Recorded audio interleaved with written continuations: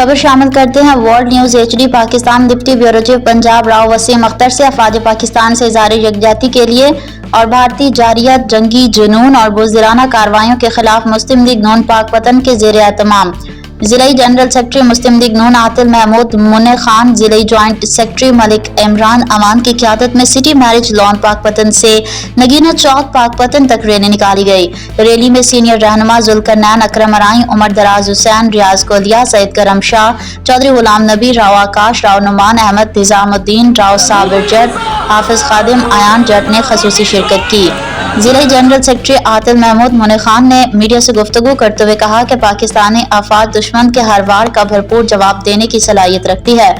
आज का ये इज्तिमा दुश्मन को पैगाम दे रहा है कि पाकिस्तानी कौम अफवाज पाकिस्तान के साथ है और मुल्क की खुद मुख्तारी पर आंच नहीं आने दी जाएगी।